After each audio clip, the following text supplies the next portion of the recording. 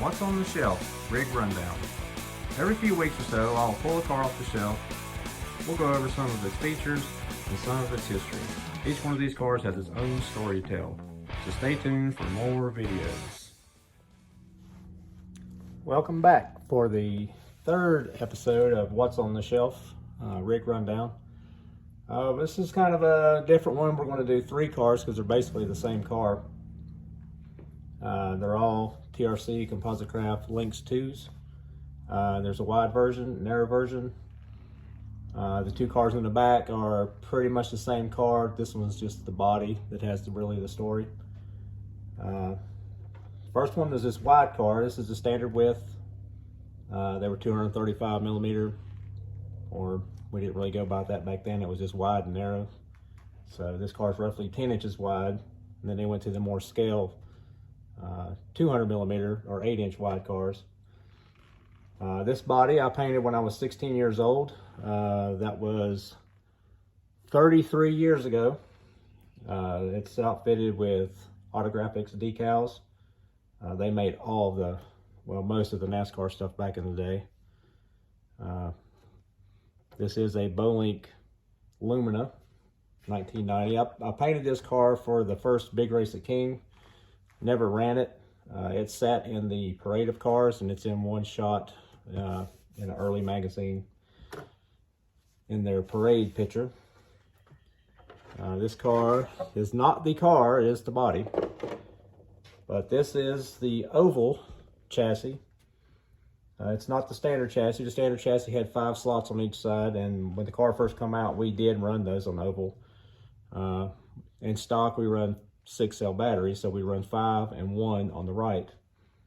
Or some people would stack all 6 onto the left side. This car does have the optional split beam. These beams were pre-drilled for camber. You didn't have any camber adjustment. You just had caster with the roll of the beam. And these were pre-drilled at 2 degrees, so you could have 2 negative, 2 positive for going fast and turning left. This beam is magnesium. They are a lot of maintenance to keep them shiny. They tend to turn gray as they set, and they will corrode. Some aluminum polish shines them right up, looks like chrome, but it's ongoing. If they set, they immediately start to corrode. But this one's held up pretty well for as old as it is. We ran the associated front bumpers. A lot of us did. Composite Craft cars did not come with a bumper. There was just straight body posts coming off, and you had to run a Lexan or a piece of foam to support your body, because if the body post back here, your nose had a lot of overhang and it would tend to flop around on some of these concrete tracks. It has the optional Trinity purple shock that came out a little later. The car originally came with a Delta shock. If y'all know about Deltas, they are a trick to build. They're not easy. They're great when they're right, but they're a pain in the butt to build. These cars have a floating pod, which is unique to the design back then. A lot of cars just ran standard T-plates. This is like an A-arm, but it's just the whole pod floated. And your dampening and everything was solely on that shock. And it's another reason why these larger shocks were so much better on the specialty concrete with the inconsistent surfaces, bumps. Rear pod, your weight was adjusted with your sway bar. You slide the link back. You add weight to whichever rear tire, depending on which side you pull it on. Some of us ran different thicknesses sway bars. This is a 078, pretty standard what come in the kit. We run a 90, real thick for higher bike tracks. This car has a cam stock motor. I didn't run a lot of cam motors back in the day. I never ran modified. They were extremely fast and modified. I ran the Trinity slot machine, was my good motor back in the day. This car does have a titanium axle. Wasn't a big fan of them. They were more durable as far as breakage, because the stock axle was carbon and the outer half would be aluminum, and it was just sleeved over. And with as much as these wide cars, the tires stuck out, even with a Nerf bar, you would tend to break an axle off, and that was a $35 hit every time you broke an axle. The advantages of the titanium is a little bit heavier, yet more durable. But in the same sense, if you got hit in this tire, it would tend to bend. So then you're out the cost of a titanium axle, and it's not broke, but it's got enough bend in it, it's not usable. It has the first gen or second gen of the TM radials. The first one were on the white BBS wheels. I believe they were a Delta wheel. The second gen came out with this stock car wheel, which is always my favorite wheel, and they were white nylon. They come out a little bit later with this wheel. It's the same wheel as the white stock car, but they were made out of a composite material because the nylon wheel tended to have a lot of flex on the rear, and this greatly diminished the flex in the wheel. This was also when they introduced the stagger tires. And if you see the orange dot in that wheel, somewhere in there, that orange dot indicated your stagger, and they come in at a couple of different sizes. They were a little bit smaller diameter than your right sides. That way you could set your car up depending on your track conditions. Front and rears both come as an optional stagger tire. As far as the narrow car, when narrow cars became a thing, that's around 91, 92. The lengths didn't change a lot. The only thing that really changed was the chassis to fit the narrower beam, and they changed the hubs. Everything else was the same, other than the body mount in the rear. This body is my 1992 Roar Oval Nationals body. I only got to run in 2 Oval Nationals before I semi-retired from racing. This is a 92 Bone Link Thunderbird. We chose either the Thunderbird or the Pontiac back then. The 90 Pontiac was super popular. The Pontiac, definitely more aggressive, more steering. This is a more tame body. It's pretty dusty. I hate to wipe it off too many times because it's got some pretty famous autographs on there, and they're in Sharpie. And those autographs have been on there for, right now it's 2023, and that was 92. So, you know, we got 30 plus years of Sharpie on this body. We got Kit Clausen from Associated back then, Bud Bartos from Bud's Racing Products, Donnie Wallace. He was a UNC Tar Heels football player. I can't read this one. I can't remember his name, but he played for the Tampa Bay Buccaneers back then, and he raced Oval RC. Probably the most RC famous autograph is right here. That's world champion Chris Dosek. Wishing me luck that year. Gary Warren was our local racer from Virginia. Tony Lavoie was also from Virginia, racing for Bowlink. I believe that is our local hero from King, Chris Smith. And yeah, that was my best year. Not saying much because I made the B main. Finished 7th in the B main after getting hit. And this wrinkle right here was me getting punted off the start-finish line, and that pretty much ruined my race. Ended up finishing where I qualified, 7th in the B. But that year, I think we had close to 200 entries just in the stock class, and that's still a pretty good accomplishment, I think. And there's the old transponder hole. We had hand-out transponders. And the beauty of the Lynx with the up and down suspension, left and right, you didn't have to have as big a hole for your wing. We all ran wings. It was just basically the side to side because the rear pod just went straight up and down, unlike the T-plate car that moved forward. This car has a, I guess you would say, a custom split beam. It's got the carbon center section. Again, with the Associated bumper. This is the Associated wide bumper, but it had been narrowed and lightened. This is the third gen, I keep saying that. This is the 3rd generation of the TRC TM radial. When they first come out, we just called them the wraparound because they didn't have the cap like a band. They were fully wrapped around, other than just a little bit of a exposed foam on the back. This is the new wheel. That was the ZR1. Much stronger side force wheel. The rear was concaved, so the flex was pretty much eliminated at that point. And this was just before the BSR started really catching on, but TRC had the market. I believe it was 92, they were testing the ultralight tires, and if you've been around this long enough, the ultralight tires are the ones that come in individual cases. They were so fragile. The foam in them was ultra lightweight, so if you squished them or dented them, they didn't come back. And even 30 years ago, they were $20 a piece, so you didn't want to do that. But that little bit of advantage of having a lightweight tire, I guess that was worth the risk. This is the original speed controller that I ran, Novak T1X. Loved this speed control, although it was huge, but it would handle anything you throw at it. Probably one of the more efficient speed controls back in the day. I always ran Novak. And the preferred shock, although the Trinity Purple shock was a good shock, it was the Kyosho Gold. The Kyosho Gold was one of the earlier shocks that actually had a bladder in it. Super smooth. This shock's still super smooth after all the years. We would drill a microscopic little bleeder hole in the cap to let the pressure out. And by this time, the swizzle stick come into play. It was a dampener.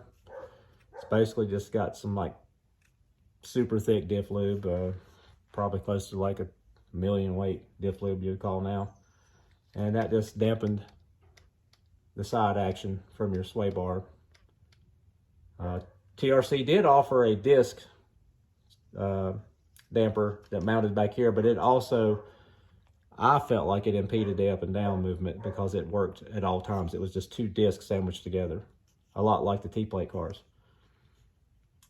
This is the SS car. Like I said, the only thing they changed when they went to SS cars, this chassis is a little bit narrow here. And they went to like the TRC Pro 10 or Bowlink right hub. It's still the same axle. And then they went to this odd shaped square hub on the left rear, just to bring the wheelbase or the width in. They never changed the pod. It was always the same width. That's the Trinity Magic spur gears. I always ran those. The rear pod plate, that was an optional part that came out. That is the ground effects pod. It has a little kick up. And it does have a little spur gear protector for rear impacts. Because we always took the back out of our bodies, like I explained in an earlier video, that this is an aero thing. It really helped the car handle and much more efficient.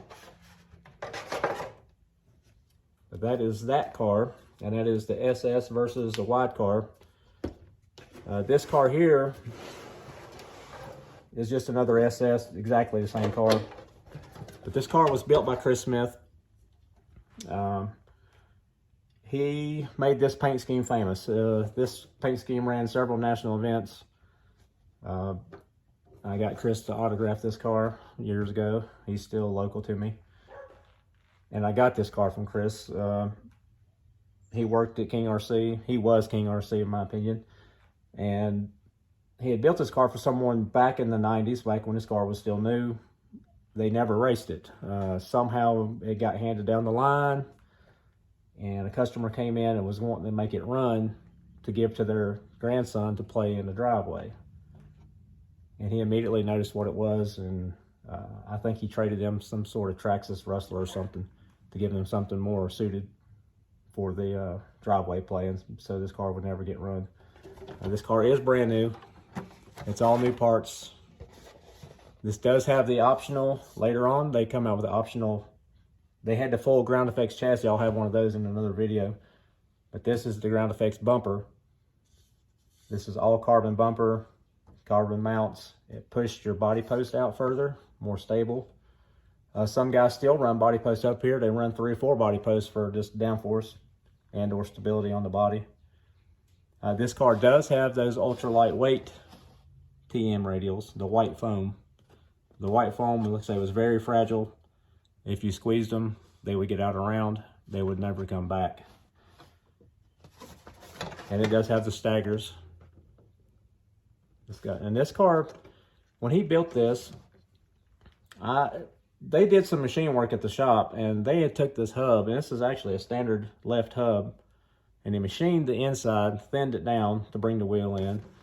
He machined this part a little bit to make it lighter and actually put the hub on backwards. That's why you see so much hub in the wheel. And that seemed to work out really good. And this is the composite axle that I was speaking about on the other car. That is the factory axle.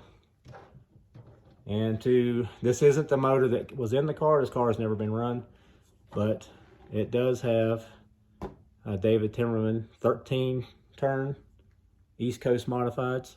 East Coast motors were super hot back in the day. It was East Coast or Cam, and East Coast was our local guy out of Charlotte, and he built some bullets back in the day. And this is a never run 13 turn East Coast motor, East Coast modified. The SS car, when it came as a kit, you got the swizzle stick mount. It went to the pod and up to the upper body mount. It didn't come with the disc right away. I think they may have ordered a disc in the kit. I'm not sure. I think it was just an optional part. And Chris being Chris, when he built this car originally, it immediately got a Kyosho Gold short shock instead of the stock Delta, because the concrete tracks back in the day, it's far superior shock. It's got the Buds Racing Products diff cone. That was like an optional part that you pretty much always did, because these cars back in the day had a thrust bearing in here, and the diff cone just simplified everything, and it was so much more durable. It just had a machined cone that would sit on the race of the bearing, and then a cone plastic washer that you could adjust the pressure on your diff for your diff action to tighten it or loosen it for slipping. And being Chris's car, his diffs were always super buttery smooth. He had the knack for building a ball diff. So, yeah, the half paint scheme was for my earlier. I had a museum with quite a bit of cars in it. I had 70 plus cars. And I've left this side clear since the car is brand new, just so you could see the car itself. Split beam, needs to be polished. Kyosho Gold, East Coast Modifieds, 13 turn. And this is about the time we started screwing the bodies on also. That was a Aero thing. Cleans up the lines. There are no pins sticking up. Some people swears by it. Some people didn't really notice the difference, but it's definitely a commitment. When you did the screws, they weren't as durable as the pins. You would rip these holes out if you got in an impact, but if you got in a wreck, you weren't winning anyways. So to be fast, you did everything you could do to make the car faster, and that was one of the Aero tricks. And like I say, this is a 90 Pontiac Bowlink. I think Bob Rule told Chris that he was wearing this mold out, making so many bodies for him. He went through hundreds of 90 Pontiac bodies. We all ran them. They were super popular in King and elsewhere on the ovals once they caught on. And I say back then, Bowlink was the only choice on bodies. They had a great car also, but their bodies were superior to anybody at the time. And we didn't really see Protoforms come into play until 93, 94-ish. And then they were a stout competitor at the time. But there's your 3-car, third rendition of What's on the Shelf. I hope you enjoyed. Please like, share, subscribe. We are inching towards our first 1,000 subscribers. It takes quite a bit of effort, and I'm going to keep pushing these videos. So appreciate you watching, and please come back for more content. We'll do another shelf rundown probably 2 weeks. And like I said, we got more truck coverage coming, and go back and check some of the older videos out. So thanks a lot. Like, subscribe, and we'll see you next time.